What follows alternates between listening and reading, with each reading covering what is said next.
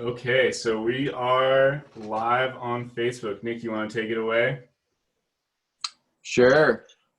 Welcome everyone to Cascadia Wildlands Wildchat. We're going to discuss today the Forest Waters Coalition and Agreement recently that's hopefully going to result in a landmark HCP for private lands forestry in Oregon, among other things. We have three speakers for you today, all of whom have been integral in setting up this agreement, and there's been a lot of negotiation and hard work that went into it.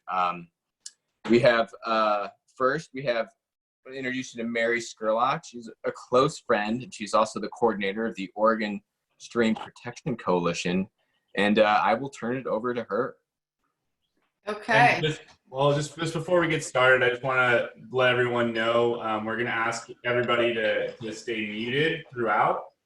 And you can type your questions as you have them into the chat. And then at the very end, I'll moderate those questions and ask them to the speaker. So if you want to just write in like who you're asking the question to and your question in the chat, we'll have a chance to go back through and ask those questions to all the different speakers. Thank you. And sorry, Mary, go. Oh no, that's great. Hi everybody, my name is Mary Scurlock. I have been asked to speak for about 10 minutes before my colleagues Stacey Detwiler and Ralph Bloemers continue on different aspects of this subject. I'm going to attempt to share my screen now. But I have a few slides to speak from because I understand that this group is interested in maybe a few more details than some might be. So I can provide these slides later, which are not so detailed. I hope that your mind will be numbed, but detailed enough that it may pique your interest to talk to me about some of this. My little subject here, my piece of this is looking back, because most of my career is behind me at this point, and I have been involved in and out of the issue of reforming private forest practices, stream protection rules for about 25 years. And so as I dovetail into my retirement next year, I've actually been looking back at this subject a little bit. So I've got about 10 minutes to kind of talk to you a little bit about what it's looked like to me from the perspective of someone trying to get change, and also a more leisurely look back as we move into a phase of trying to negotiate policy change in a collaborative way with the industry under an agreement that is the first that we've seen in Oregon like this. And I think that it's smart for us to look back at history to get a little dose of the reality that we've come from, and maybe steel ourselves for some of the things we may see in the future. So I'm called this background on reform efforts and results over the last, and I posed the rhetorical question, is the MOU an opportunity for real change or just business as usual? I'm going to tell you right now, it could be a little bit of both. We want it to be an opportunity for real change, and I think I'm going to leave that to the next two speakers to talk about how we make the most of that. But looking back, and I've given you a few loaded bullets here. Basically, in the early 1990s, when I came into this issue and we were heating up to the Northwest Forest Plan, there were a lot of things happening that appeared to support, strongly support, significant changes to private forest regulation in the name of aquatic ecosystem protection. We had major protests happening down in the redwood forests in California. We had ballot measures down there that had a lot of support, although they were defeated. We had numerous reports coming out, one after the other. It seemed like every day something new was happening. We had salmon at the crossroads with 214 stocks at risk. We had the federal reports that led to, that followed on the terrestrial spotted owl analyses to add in an aquatic component about salmon, and how there was not possibly going to be an ecological fix to the problems that salmon faced without addressing private lands. We had some fairly clear advocacy by OSU scientists who got reamed out by the OSU administration for making these recommendations, but they made quite clear recommendations about what was needed for minimums that were needed for fish streams. Talked about floodplain protection and 100-foot minimums on small streams. We had a report commissioned by the Oregon legislature in the early 90s that made it quite clear that Oregon forest practices were inadequate. But what we got, yeah? We can't see your screen right now, just FYI. You cannot. We see a black screen. Sorry. Okay. All right, let's fix that. Didn't we see it just a minute ago? Yeah, and then it just went black. So maybe just try sharing again. Okay. I've now may have closed my document. So should I open the document, have it open on my screen when I speak? Only the first slide. Only the first slide showed, and then it went black. Okay. I think you need to have the document open while you're speaking throughout. Yeah, it was. Okay. Weird. Sorry, you're throwing me now. Now you're seeing all my stuff. Okay. Now what do you see? See it. It looks like you're about to go full screen. Okay. Great, that looks perfect. Sorry about that. Okay. So I just went through the science and societal support for change in the early 90s. What did all of that get us? Well, we got basically what I would call cover your ass legislation out of the Oregon legislature that the timber industry wrote and that the environmental community objected to, because it did not, it left a lot of discretion with the Board of Forestry to make rules and to not fully address the issues that needed to be addressed, but it looked like enough to ward off and did successfully in some ways later help to ward off future attempts to get legislative changes. Timber also got, in the face of increased regulation, new subsidies. In 1992, they slashed the timber severance tax. And sure enough, we got out of what I call the CYA legislation, not very strong stream protection rules that focused all the protection on fish streams, not super strong protection, but significantly increased protection, and left those small headwater streams and steep slopes that were mostly in the hands of industrial timber companies pretty close to the status quo. And I went back in my papers and noted that Portland Audubon said that they were institutionalizing a starvation diet for streams, perpetuating low wood and structure. And I have to agree with that. They were right on. And we had, as a result of the agitation in California over the Palco lands on the redwoods, the first ever aquatic HCP, multi-species HCP negotiated, but it didn't taste good to people. It did not look like what we had hoped we would get for something that was supposed to have ESA adequacy. It was, at the very highest levels, a political deal. And so that put a lot of people off, I think, the prospects of getting much out of federal assurances. But there were other HCPs that subsequently were negotiated. So the next phase of the 90s, more reports coming out. On the left, we have, and legal changes that were starting to happen. We got a better stream temperature standard for Oregon streams that was more closely hewed to biological needs for salmon and allowed for widespread recognition of streams to be listed as impaired under the Clean Water Act, which became a tool for advocacy later. That started to happen then. There was the ONRC, now Oregon Wild, challenged the failure to list coho salmon. We had multiple reports from EPA and NOAA about the inadequacy of forest practices. And we had a pretty in-your-face storm in 1996 where the clear-cut areas slid into private homes and killed a lot of people, resulting in civil suits. So there was quite a lot of attention on the inadequacy of forest practices rules during the later part of the 90s at the state and federal level, and litigation around it. But you would think that we would get some substantial change out of that.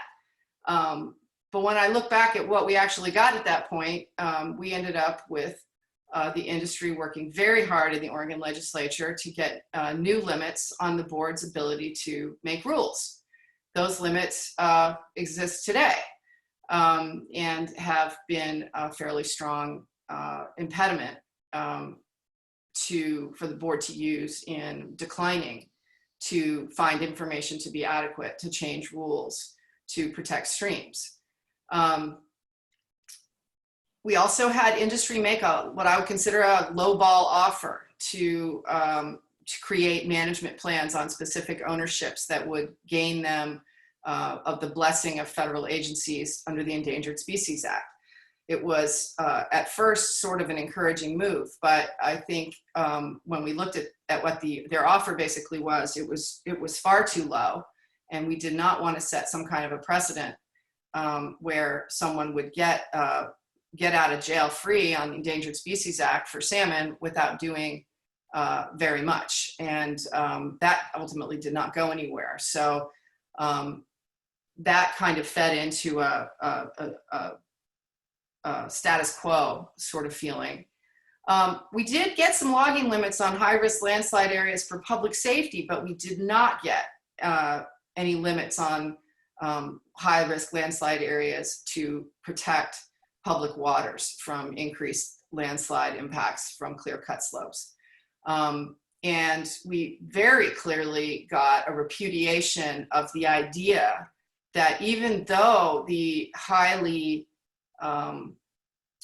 sort of touted Oregon plan for salmon and watersheds that was created to address the salmon crisis and water quality crisis in Oregon,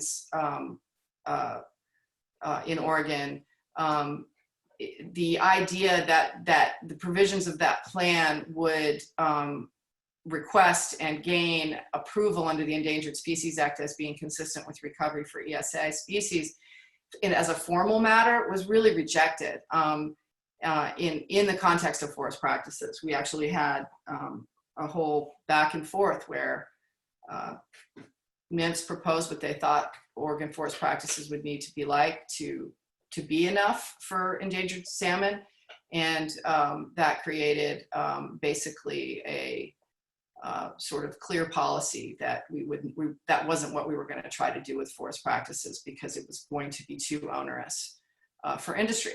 And during this time, we finished the job of phasing out the severance tax, which created a further subsidy to industry.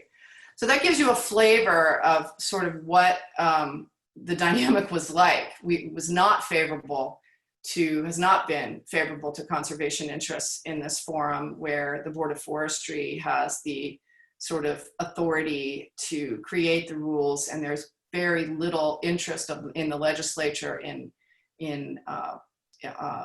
babysitting the board, rather sort of allowing that agency to be captured by industry and to make very small changes to the status quo over a long period of time.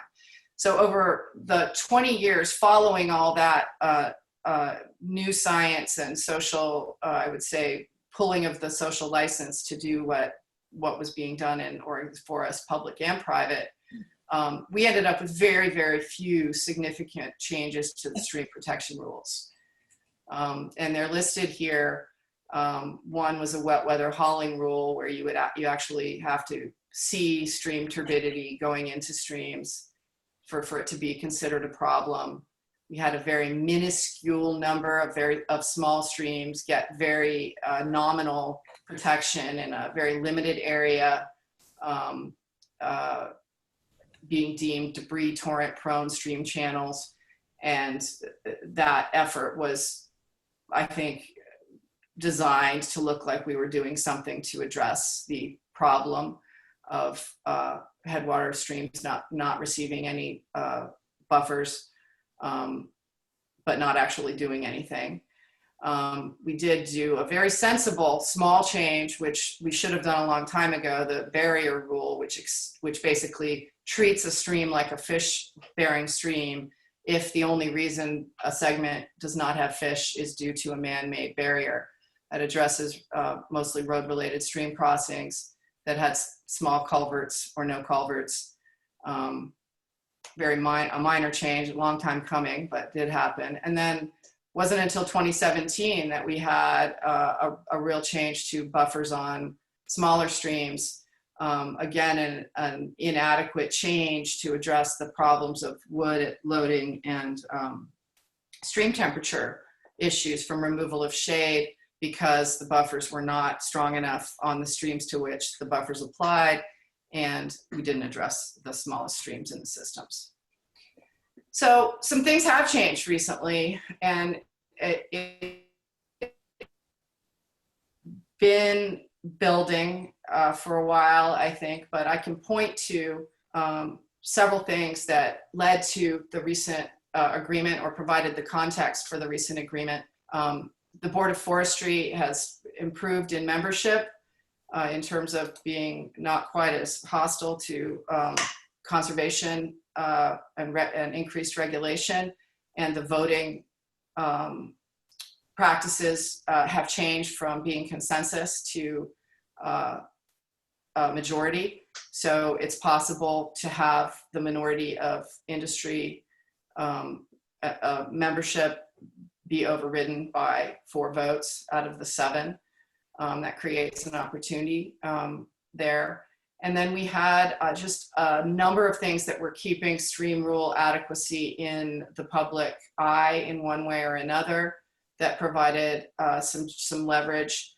And I think you put them all together and it kind of adds up, it added up to something. Each one alone didn't seem to help, but we had litigation about the coastal zone water pollution plan being inadequate, that required the federal government to deny the state of Oregon funding to several agencies, including DEQ. And we had the rule making that was extended much longer than I think anybody would have thought it would have gone on, that kept the question of what we were going to do to prevent stream warming sort of on deck for a long time. And I think got some involvement and visibility of the issue of water protection.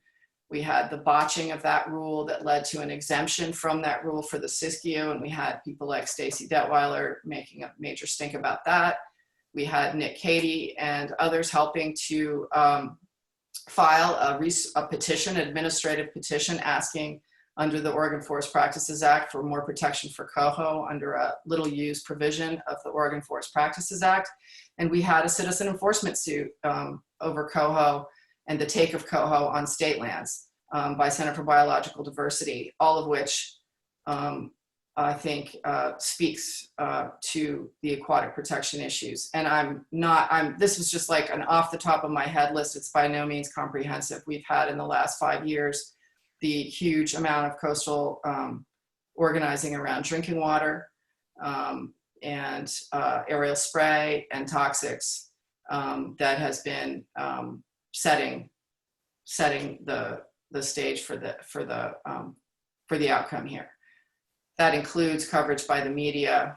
The one I exemplified here was outing industry influence on politics, and the organizing around coastal watersheds led to legislative hearings on spray and logging reform bills. And last but not least, and the final nail in the coffin, I think, of the status quo was that we got some ballot measures going that seemed viable and a threat. And so having exposed, I think, to some extent, the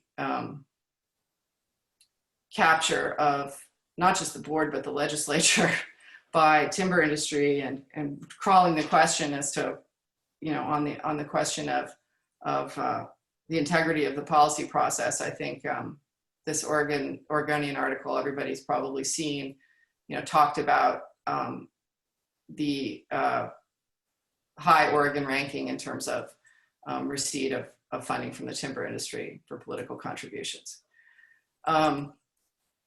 So this led to a place where the industry basically came to the table and said, let's talk. We don't really want to go through a public campaign where we don't know we don't know what the outcome will be of ballot measures that they saw as very threatening, not just because they would have a high regulatory impact and constrain their management, but I think because it would have been a process that would be likely to damage their carefully protected sort of reputation or attempts to continually spin their practices as being adequate.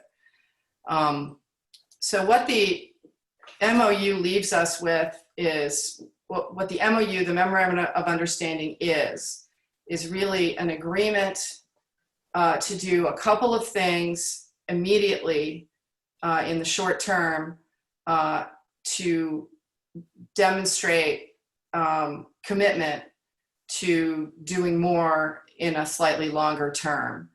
And the MOU that I've got here, which is, I called it the 13 by 13, is an agreement between 13 conservation representatives and 13 timber entities, mostly companies, to basically drop ballot measures. And we had that the cohort petition at the administrative level, and any related, and not to bring new similar initiatives like that.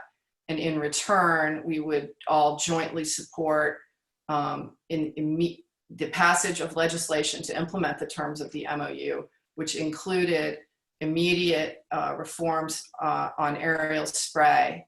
The vast majority of the legislation that passed in the June of 2020, which we tried to get earlier, but were foiled in the walkout in the earlier session, but we're able to get in the special session, is about the aerial spray real-time notice system, which is an opt-in system for folks. And I'm not going to get into the details of that here, but it's a significant change to the ability of folks to find out what and when aerial spray will take place near them.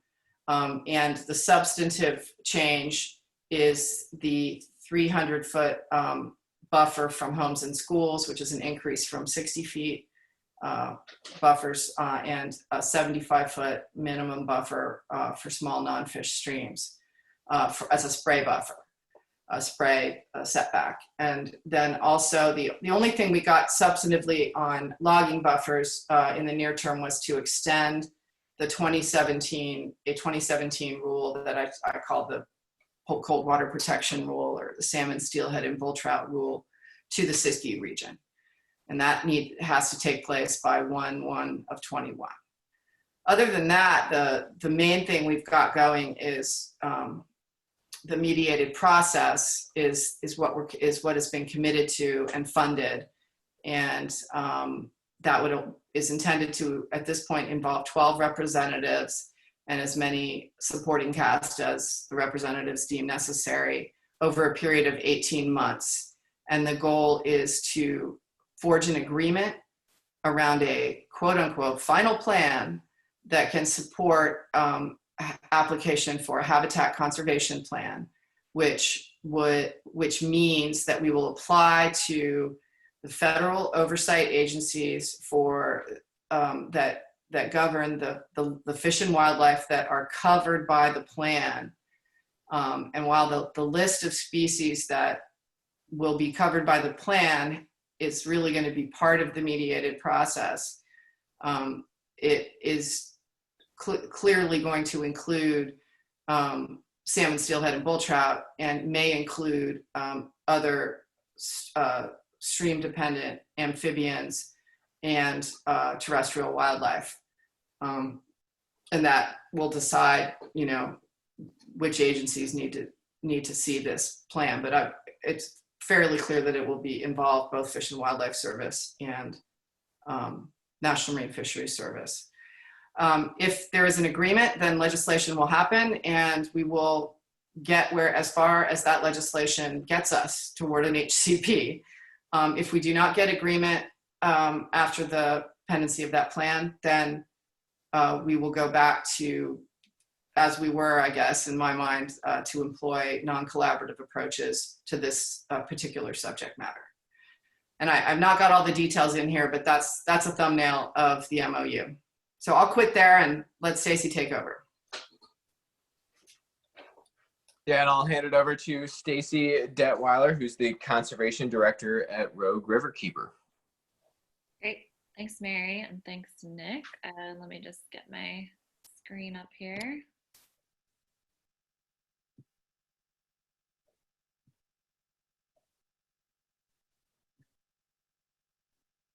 All right, can you guys see my slides? Yep. Okay, awesome. I'm the Conservation Director for Rogue Riverkeeper based down here in Ashland, Oregon, and we're a nonprofit organization that works to protect and restore clean water, native fish, and healthy communities in the waters of the Rogue. And I'm going to kind of build on that great background and context that Mary gave for kind of how we got to where we are now, and talk a little bit about what we kind of see are some key areas to change and reform and opportunities to improve to better protect Oregon's forest waters. And to kind of call back to something that Mary mentioned before, there's been a really well-documented history of all the problems with our state law, the Oregon Forest Practices Act, and where it really fails us on public health and water quality and endangered species. And I just pulled out here, I won't read it, but just to kind of emphasize some of the key areas. The Environmental Protection Agency and National Oceanic Atmospheric Administration, NOAA, back in 2015 basically said that our coastal plan or non-point source plan was not adequate, largely due to the failure of our state law to have forest practices that protect clean water and fish. And some of the key areas that they pointed out were forest roads, stream buffer standards, which Mary mentioned, which basically is relating to how close timber companies can cut to streams, high-risk landslide areas, and then stream buffers for aerial pesticide spray. So those are some of the key areas that, at least from my perspective, we're still kind of figuring this all out as a group, will be really important areas that this 18-month facilitated process will focus on. And I just wanted to kind of give a concrete example because I think it's just helpful to understand some of these issues with a specific case, and certainly something that Rogue Riverkeeper has been really focused on the last 4 years are stream buffers, which you have kind of an aerial view there down at the bottom. That's the South Fork of Big Butte Creek in the Rogue watershed. And you can see the clear cut and the trees next to the stream. And basically how close timber companies cut to streams is really important, because if they cut too close, you're reducing shade, you're increasing the potential for sediment to get into the waterway, you're reducing any large wood that would go into the stream that creates important habitat for salmon and fish. And the really interesting thing here is the comparison, which thanks to Mary and the Oregon Stream Protection Coalition has this great graph here that just shows how far behind Oregon is compared to our neighbors north and south. The blue is the no-cut buffer, and then the green bar represents variable retention. So there's different rules based on location and a lot of other elements for how much timber can be harvested, but timber is harvested in those areas. And so you can see here, even at the bottom, that SSBT, which refers to the salmon steelhead bull trout rule that passed in 2017, Mary was referring to, is a modest improvement. It essentially added 10 feet to those streams that are supporting salmon, steelhead, and bull trout. But it still lags significantly behind Washington and California, both that have fairly thriving timber industries. A lot of companies that work in those states are also here. So just to kind of emphasize that there's a lot of room for improvement, and this is one of the key areas that, at least for Riverkeeper, we plan to focus on. And as Mary mentioned as well, one of our immediate kind of wins, if you will, or benefits from getting this agreement moving forward was the application of that SSBT rule to the Siskiyou region, which is most of the rogue watershed. Our region had actually been left with that weaker, less protective, smaller buffer standard since 2017. So we've been fighting really hard for that. It's a really modest improvement. There's certainly a lot more to do, but just to kind of emphasize those small incremental changes and why this agreement in a way is really precedent setting and could open up a lot of opportunity for change. So what happens next? Mary kind of covered the basics of what the MOU does, and we're kind of looking at this 18-month process to develop this statewide habitat conservation plan for aquatic species.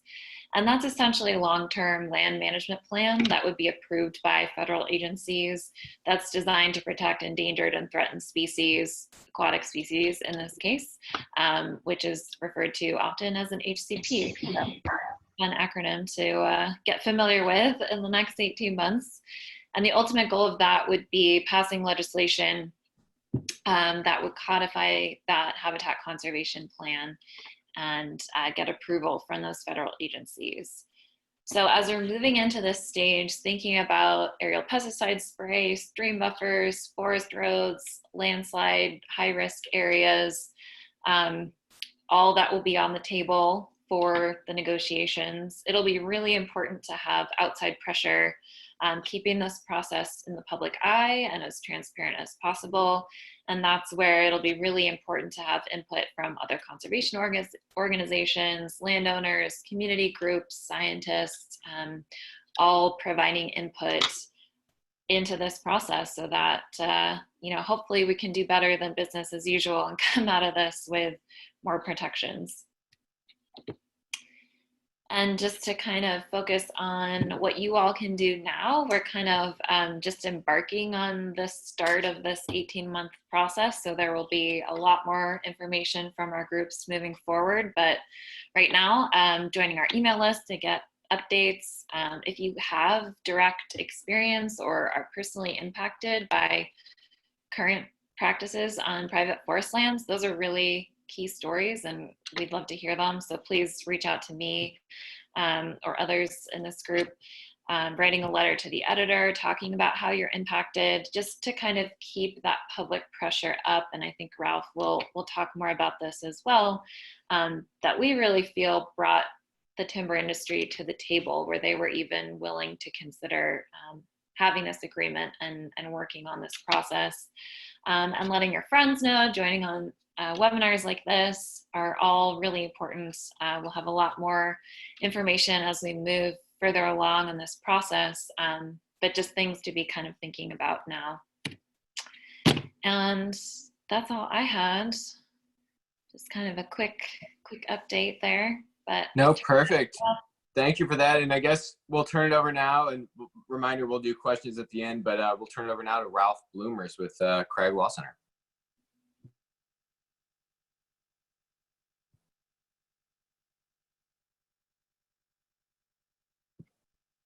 Ralph. Hello there, everyone.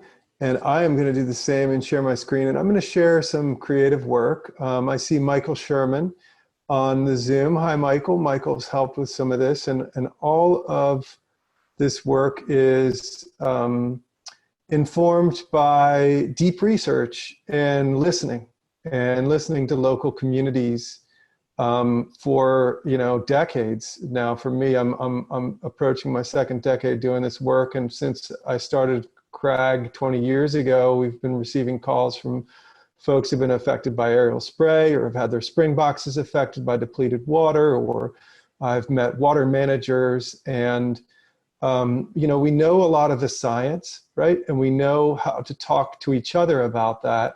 But I think that sort of more recently for me, in addition to helping with the policy and with the negotiations and with the development of the ballot measures and assisting on litigation over many years, I felt that, you know, we can collectively do more to communicate beyond our own bases of support. And so what I wanted to do is share some of that research that was done about what Oregonians beyond those of us who care really deeply, what they're thinking, how we can talk about this work, some of the really good media coverage that has occurred recently on just sort of the systemic and structural issues that we face, money in politics, elimination of the severance tax and the hole that's left in rural communities, and how we can amplify that work and how you all can play a role in amplifying that work and carrying this forward so that, you know, what Stacey and Mary described as this next step that we've achieved is the best next step that we were able to achieve, but that there's many next steps, and we're going to try to keep the momentum up to get, you know, to get more as we move forward. So let me share some of that right now. And I think this will work if I just share the presentation. So when a lot of us think about the forests and the water, you know, we think about the fisheries, we think about the interconnected nature, but a lot of Oregonians think our water comes from a reservoir. And so one of this word that was kind of coined is forest waters. So we don't have to talk about watersheds. We don't have to sound technical. We can just say forest waters. 80% of our drinking water in the state of Oregon comes from forested watersheds. So we went with forest waters for that reason. And when you talk to Oregonians, you know, they actually start with green and tranquil and peaceful and emotional associations about forests. That's what comes to mind. That's what rises to the top. A few of them will mention logging timber or Christmas trees, but that really it's hiking and the peacefulness that they feel, the mountains, the wildlife, the beauty, and that is pretty universal. And those are our shared values. So I think that one of our strengths is coming from this place of shared values and leading with that. And when you look at and you talk to Oregonians, they say, you know, protecting habitat for fish and wildlife is in the top 3, and recreation and storing and transporting drinking water and clean air, and then it, you know, good paying jobs and timbers on down the line. At the very bottom, you'll see storing carbon to slow climate change. That is not a strong point for us to talk about. Interestingly, the OPB and the Oregonian got a hold of some of the industry's polling, and this is a lot to read, but just without trying to read it, at the last sentence of that top paragraph there, voters who have immediate family employed in the timber industry or employed themselves oppose aerial pesticides as the same rate as voters overall. So when they were asked about aerial spray, they felt that it was bad for the environment in equal numbers, whether they worked for industry or not, 55%. And they also felt it was unnecessary in equal numbers at around 57%. And I think that's one of the things right there that largely brought industry to the table, was that their fear of their vulnerability around aerial spray. So that's an area where we're strong.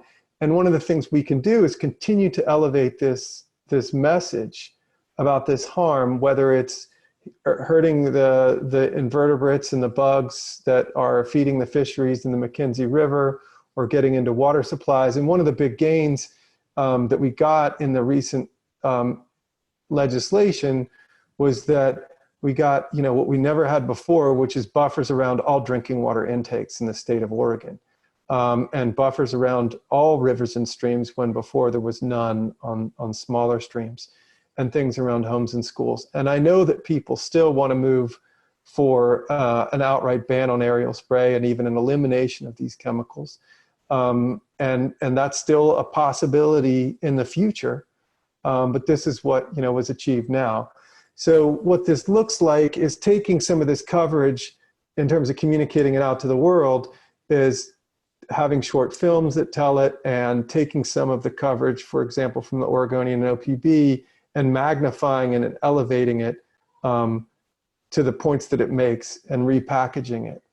On protecting fish and wildlife, I mean, we all know what logging looks like, and it causes not just big landslides like Oso that bury communities, but just thousands of smaller landslides that deliver sediment into streams, where we have, you know, coho and steelhead and chum.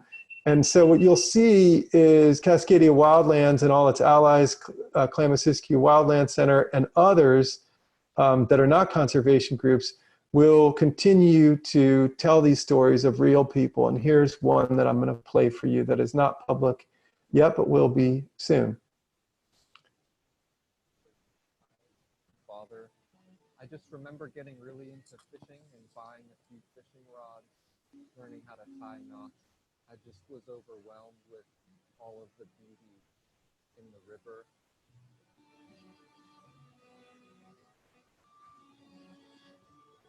Fishing is sort of the vehicle that gets me to these places, but the reason why I love it so much is because of the nature surrounding it.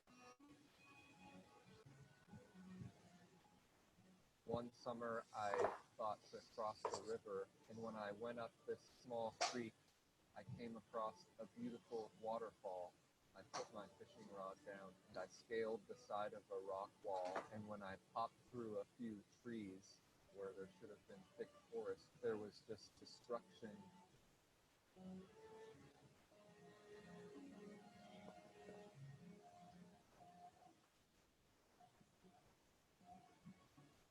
Every time I see a new clear cut around the rivers that I fish, I can't help but think that it's directly related to the amount of fish that are coming in, and that the fish are directly related to the health of our entire forests.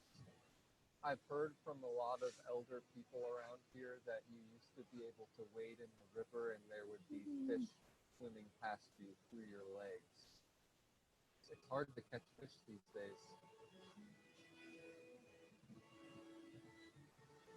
If we want clean water and fish in our future, we have to reimagine our logging practices.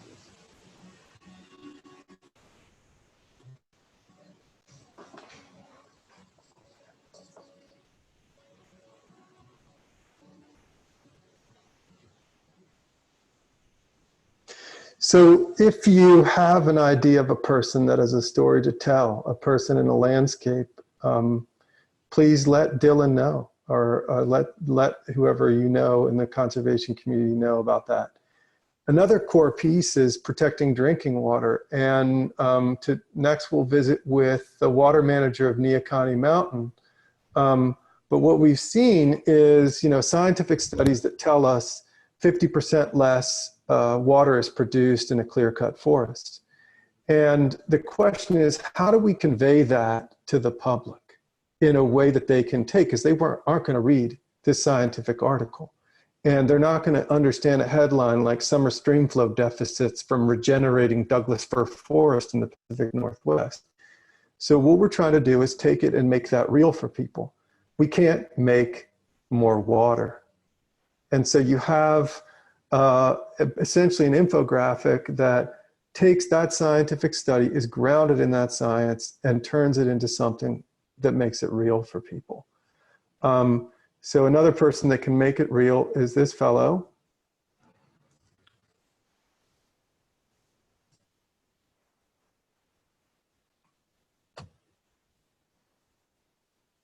This is our water system on the Neocani Mountain. Look around, undisturbed land hasn't been cut, developed for 100 years. We have a state park to the north, Neocani Mountain. This what water is.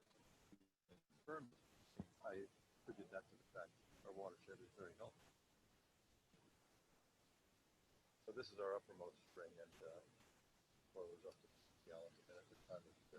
Our treatment is about as simple as you can get. You add a little bit of chlorine, just enough to meet state requirements, a little bit of soda ash, not a state requirement, but I personally wouldn't hesitate to use drink the water.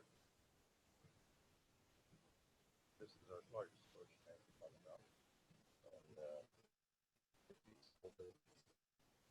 Hey, Ralph, could you turn that up? Yep. however, in Rockaway Beach, their water intake became dirty from clear cutting, and obviously we get lots of rain on the coastline here, and you're going to get erosion that comes into the water system, and the sediments and chlorine do not work well together. So I think they had to find another source for a period of time. That's usually expensive. I inherited a job here that I guess I'm very lucky that this watershed is intact. It's functioning as a watershed should, and we're getting clean water out of it. And you need to do minimal things to maintain such a system. It just works. It's about as simple as it can get.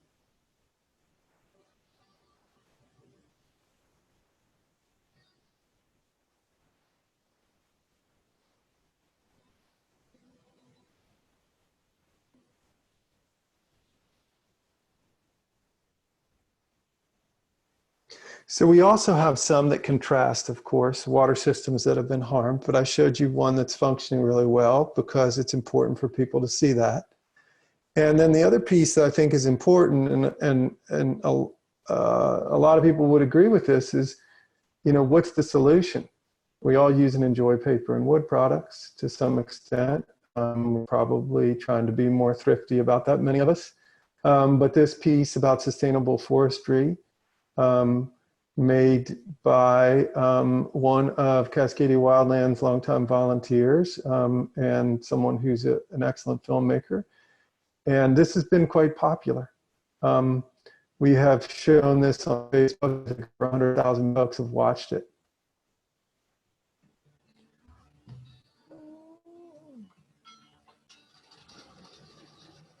I've owned land out here since '79, about 40 years. We've been living out here, managing a growing acreage of forest land along Chickahominy Creek in Walton, Oregon.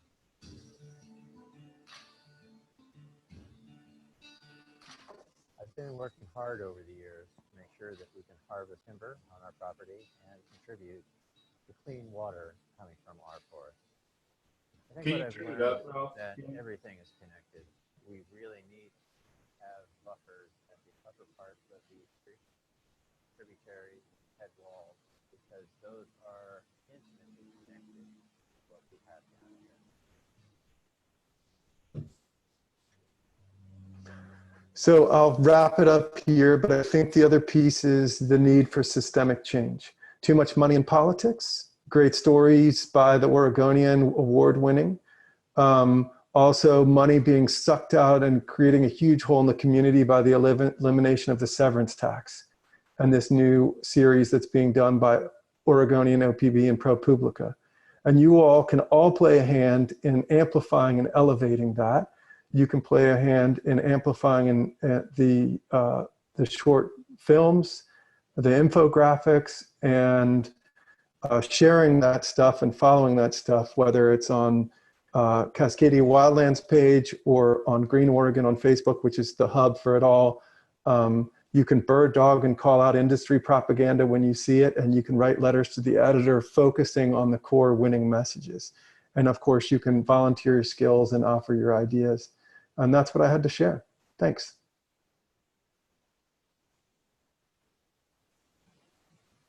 Awesome. Thank you, Ralph. It was great. Yeah, I think we'll open it up for questions if anybody has any about the messaging efforts, the Forest Waters Agreement. I know we've gotten a lot of feedback from our kind of members and supporters, and we'd love to field any of those questions now.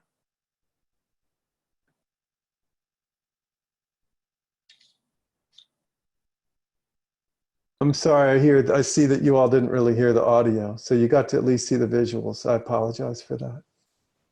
Oh, no, I think it was all right. No questions for anyone?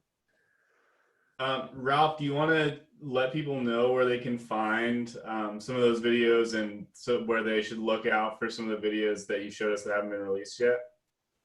Yes, you can see them likely on all the conservation groups pages, as well as if you're on social, you can go to Green Oregon, which is at Green Oregon for All. And that's kind of a hub that's intended to reach more broadly into Oregon. There's a number of the videos that have been shared, one about Salem, Salem's drinking water supplies, the one with Dave Eisler, and more will be coming out over time. Kind of took a pause with recent events, but they will be coming out. You know, there's probably close to 30 of them at this point, and more in the works. And it's been a real collaborative effort where a bunch of different groups have marshaled their resources to visit with people in communities to have them just authentically tell their stories. So that's the focus. You won't see, you know, Dylan or myself or any of us in them. They're really about people in places that are harmed by industrial forestry or that are working on water systems. So they're really, really good to share out. I think people really are responding to them.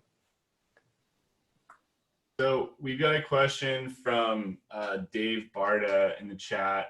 The agreement didn't get implemented by the legislature because of the walkout. Are we confident that it will get solidly implemented soon?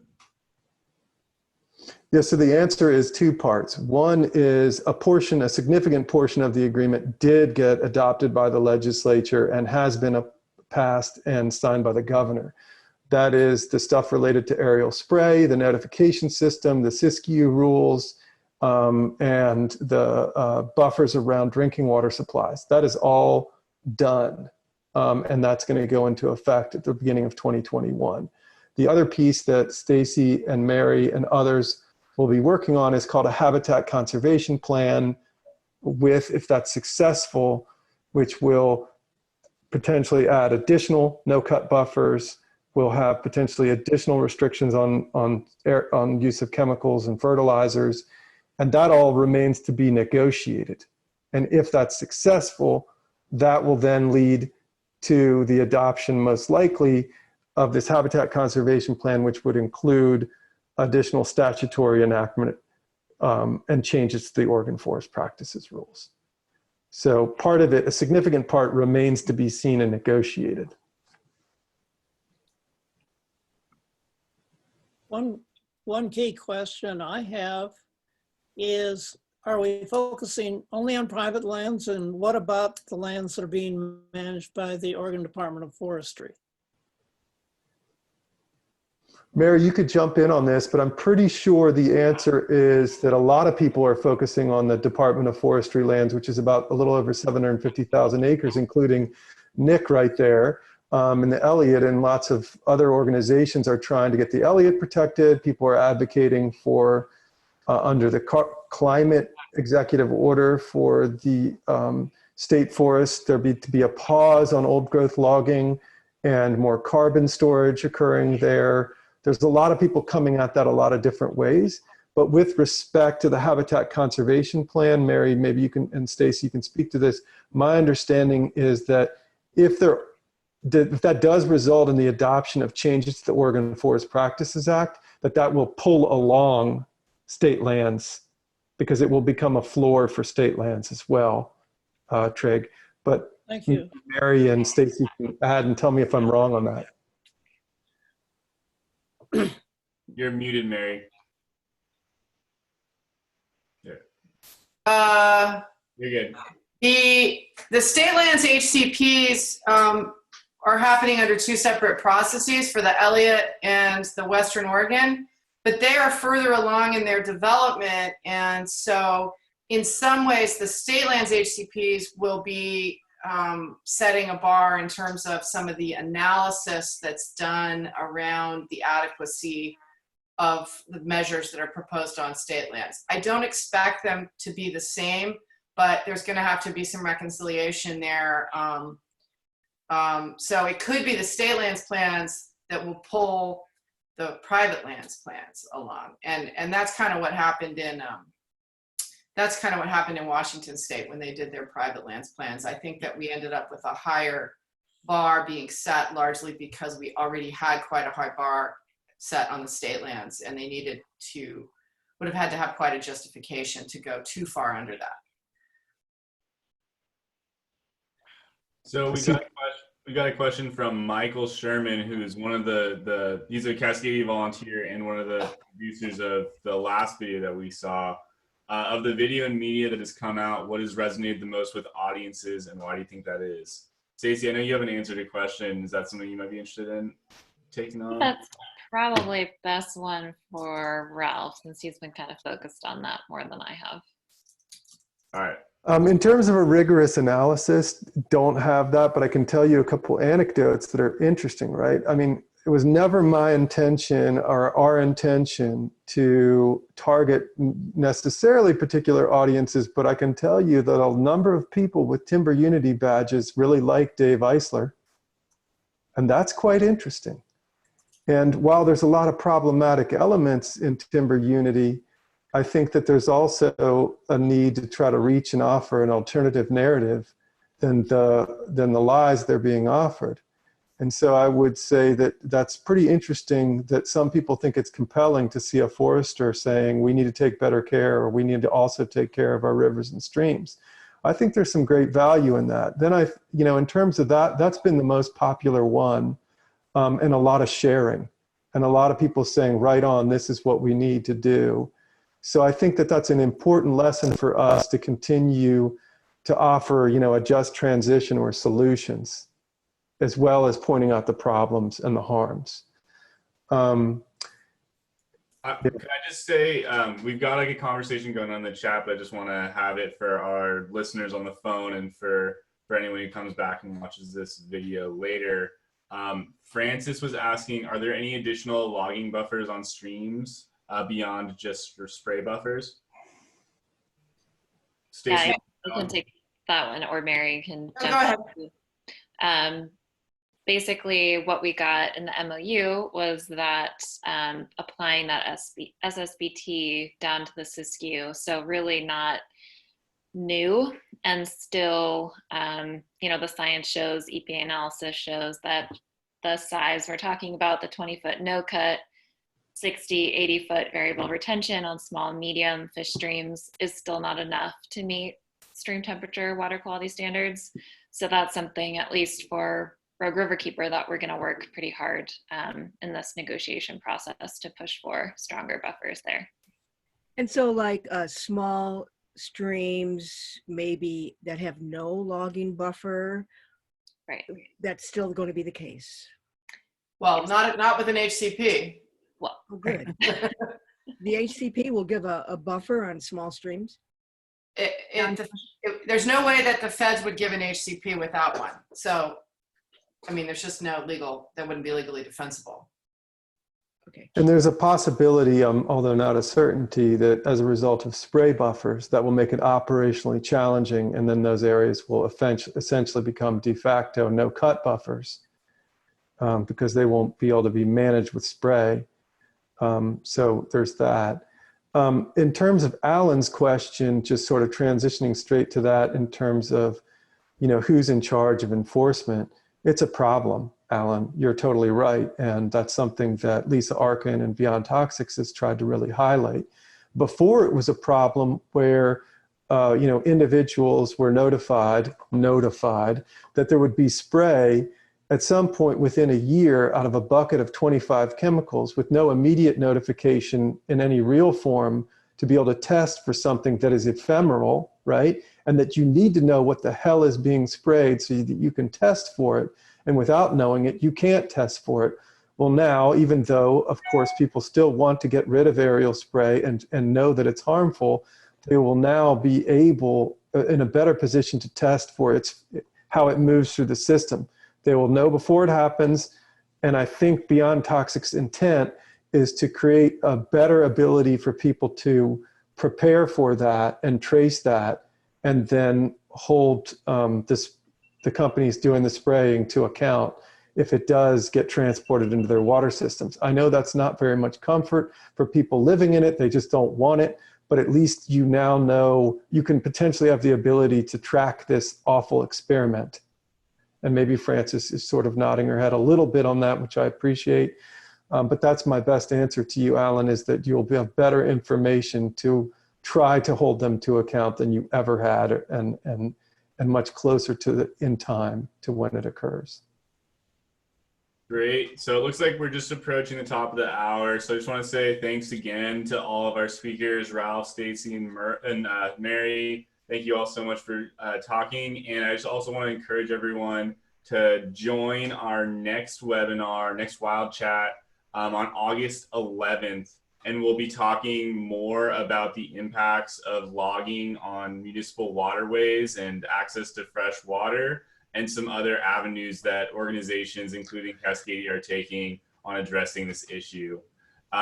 So yeah, thanks again, everyone, for tuning in. And I'll send out a follow-up email with some additional links, like the ones that were included in the chat, as well as links to some of the videos that Ralph shared with us, so that everyone has a chance to watch those again, and can share them out on their social media channels, and make sure that folks can really see that powerful kind of creative content to tell this story. Alrighty, and if Stacey and Ralph and Mary, if you all are comfortable with it, we can talk about this offline, but I can share your contact information so that people can ask questions directly. And you're always welcome to, if you have additional questions, to send me an email. So thanks, everybody, and have a great night. Thank you, Dylan. Yeah. Thanks, everyone. Thanks, you guys.